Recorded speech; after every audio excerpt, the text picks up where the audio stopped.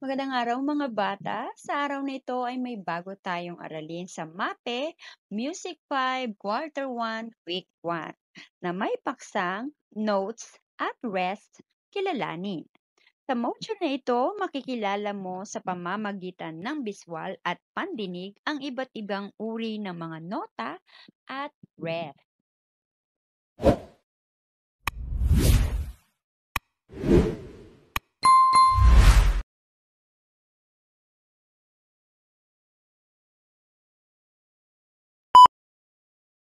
Ang ritmo ay ang pinakamahalagang elemento ng musika na tumutukoy sa haba o ikli ng mga tunog. Ito ay maaaring maramdaman, may tunog man o wala. Ang mga tunog ay maaaring regular o deregular. Sa musika, iba't ibang uri ng nota at rest ang bumubuo ng ritmo. Ang bawat note at rest ay may kaukulang halaga o yung tinatawag nating value at duration sa Ingles o bilang ng kumpas. Ang note ay nagpapahiwatig ng tunog habang ang rest ay nagpapahiwatig ng katahimikan. Subukin. Isulat sa sagutang papel ang wastong pangalan ng mga sumusunod na notes at rest. I-pause ang video upang bigyan daan ng iyong pagsagot. Tayo ay magwasto. Sa unang bilang, quarter note. Ikalawa, 8 rest. Ikatlo, 16th note. Ikaapat, half note. Ikalima, full rest. Ikaanim, dotted quarter note. Ikapito, full note. Ikawalo, half rest. Ikasyam, quarter rest. Ikasampu, dotted half note. Balikan. Ipalakpak ang kumpas sa sumusunod na hulwaran.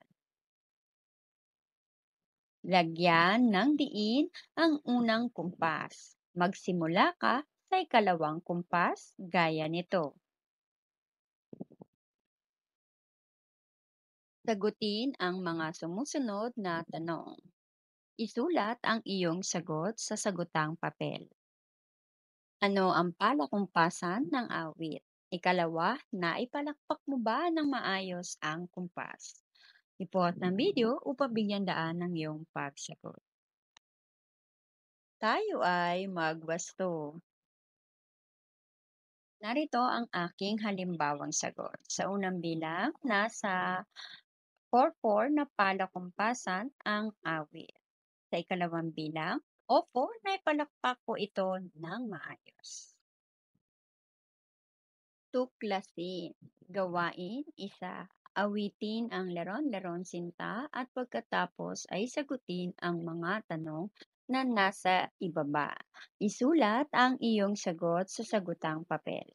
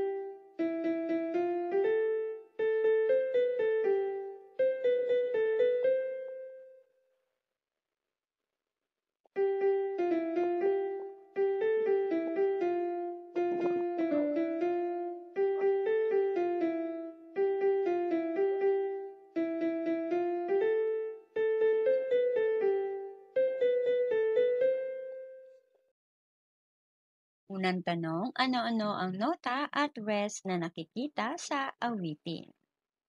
Ikalawa, isulat ang pangalan ng mga nota at rest na nakikita. Ikatlo, iguhit ang mga nota at rest katumbas sa pangalan nito. Halimbawa, half note. I-pause ang video upang bigyan daan ng iyong pagsagot. Tayo ay magwasto. Unang bilang ang isinagot mo ba ay ang mga nota at rest na nakikita sa awitin ay ang mga sumusunod. Quarter note, eighth note, dotted quarter note, at sixteenth note. Sa ikalawang bilang, ito ba ang iyong isinagot? Quarter note, eighth note, dotted quarter note, at sixteenth note. Sa ikatlong bilang, ito ba ang iyong mga iginuhit?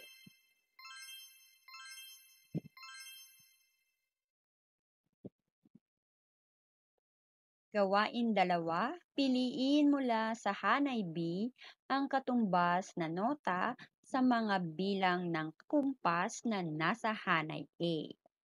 Isulat ang titik ng tamang sagot sa sagutang papel. A. Bilang ng bawat nota. B. Mga nota. Narito ang mga nota. Narito naman ang mga bilang ng bawat nota. I-pause ang video upang bigyan daan ng iyong pagsagot. Tayo ay magwasto. Sa unang bilang, ang isinagot mo ba ay D? Sa ikalawang bilang, B. Sa ikatlong bilang, E. Sa ikapat na bilang, A. At sa ikalimang bilang, C. Ang nota o note ay nagpapahiwatig ng tunog, habang ang pahinga o rest ay nagpapahiwatig ng katahimikan. Ang bawat nota at pahinga ay may kaukulang halaga o value o bilang ng kumpas. Nakalarawan sa ibaba ang iba't ibang uri ng nota at katumbas na pahinga. Nakasulat din ang bilang ng kumpas na tinatanggap ng bawat isa. Narito ang mga nota. Buong nota o whole note, kalahating nota o half note, kapat na nota o quarter note, kawalong nota o eighth note, at kalabing-anim na nota o sixteenth note. Narito naman ang mga pahinga. Buong pahinga o full rest, kalahating pahinga o half rest, kapat na pahinga o quarter rest, kawalong pahinga o eighth rest, kalabing-anim na pahinga o sixteenth rest. Ito ang bilang ng mga kumpas. Para sa buong pahinga at full note, ito ay may 4 na kumpas. Half note at half rest ay may 2 kumpas. Quarter note at quarter rest ay may 1 kumpas. Para naman sa 8th rest at 8th note ay may kalahating kumpas. 16th rest at 16th note ay may 1/4 na kumpas. Pagyamani, gawain 1. Kilalanin ang mga nota at rest sa awiting Bumalaka ay buwan. Isulat ang iyong sagot sa sagutang papel. Pause ang video upang bigyan daan ng iyong pagsagot. Tayo ay magwasto. Narito ang aking halimbawang sagot. Eighth note, quarter note, half note. Gawain 2, iguhit ang iba't ibang nota at rest na nakapaloob sa awiting Manang Biday sa sagutang papel. I-pause ang video upang bigyan daan ng iyong pagsagot. Tayo ay magwasto. Narito ang aking halimbawang sagot. Eighth note with beam, eighth note, quarter note, at eighth rest. Gawain 3. Awitin ang awiting Leron-Leron Sinta. Ano ang iyong nararamdaman habang inaawit ang awiting ito?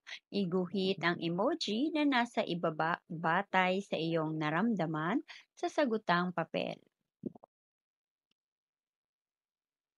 Mahalaga ba ang mga nota at rest? Bakit? I-pause ang video upang bigyan daan ng iyong pagsagot. Tayo ay magwasto. Narito ang aking halimbawang sagot. Masayang mukha sapagkat ako ay masaya. Ako ay masaya habang inaawit ang Leron-Leron Sinta, sapagkat madalas naming awitin ito sa aming klase. Ano-ano ang mga nota at rest? Iguhit ito sa sagutang papel. Una, ang mga nota ay, ikalawa, ang mga rest naman ay. I-pause ang video upang bigyan daan ng iyong pagsagot.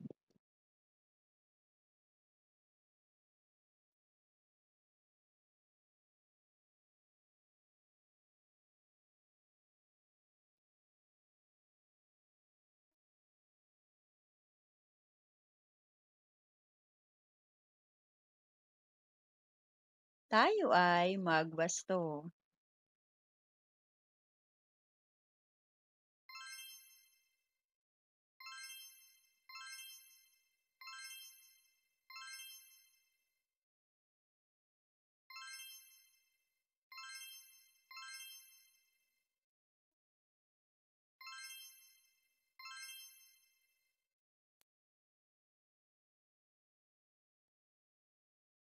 Kompletuhin ang pangungusap upang mabuo ang konsepto.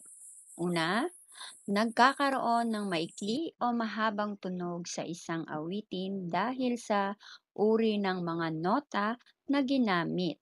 May bahagi ring blank at ang ginagamit na simbolo nito ay rest.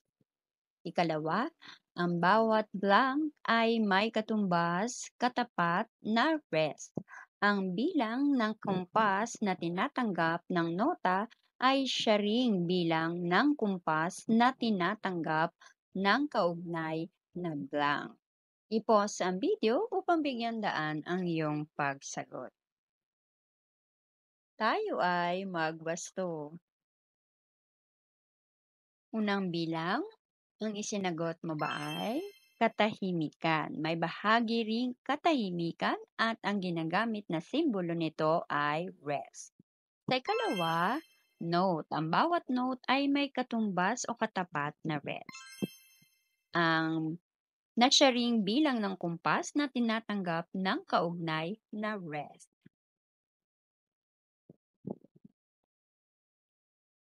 Kilalanin ang mga nota at rest sa bawat linya na nakikita sa awiting Tiririt ng Maya. Ilagay ang sagot sa loob ng lobo at iguhit ito sa sagutang papel ayon sa linya ng nasabing awitin. I-pause ang video upang bigyan daan ng iyong pagsagot. Ilagay sa loob ng lobo at iguhit ito. Tayo ay magwasto. Narito ang ating halimbawang sagot.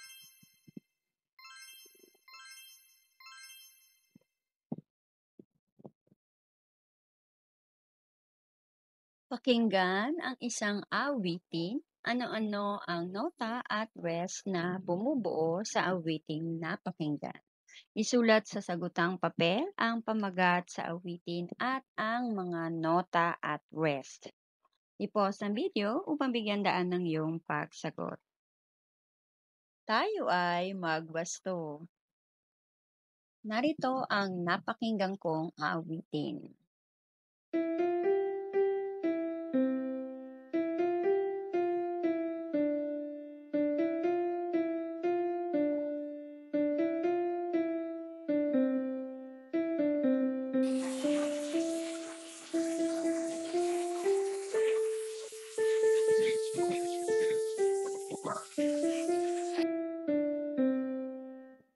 Narito ang mga nota at rest sa awitin.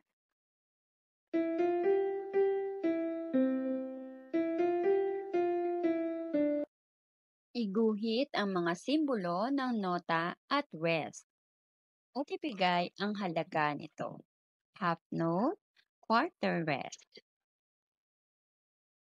Full note, sixteenth note, half rest. I-pause ang video upang bigyan daan ng iyong pagsagot. Tayo ay magwasto. Narito ang mga simbolo. Half note na may dalawang halaga, quarter rest na mayroong isang halaga. Simbolo ng whole note na mayroong apat na halaga, sixteenth note na mayroong 1/4, half rest na mayroong dalawang halaga. Para sa inyong karagdagang gawain, kopyahin ang mga Venn diagram sa iyong kwaderno at ilagay sa loob nito ang nota at rest na may parehong halaga o bilang. Isulat ang halaga nito sa gitna at ang mga pangalan nito sapat lang na nasa ibaba ng Venn diagram. I-pause ang video upang bigyan daan ng iyong pagsagot. Tayo ay magwasto. Narito ang ating kasagutan. Half note, half rest na may dalawang kumpas. Full note at full rest na may apat na kumpas. Sa ikalawang bilang, quarter note, quarter rest na mayroong isang kumpas. Sa ikatlong bilang, 8th note, 8 rest na mayroong kalahating kumpas. Sa ikaapat na bilang na mayroong 16th note, 16th rest na may 1/4 na kumpas. At dyan nagtatapos ang ating aralin sa araw na ito. Sana'y marami kang natutunan. Please click on like, share, and subscribe button. Also the notification bell so you won't miss any of my videos. Thank you!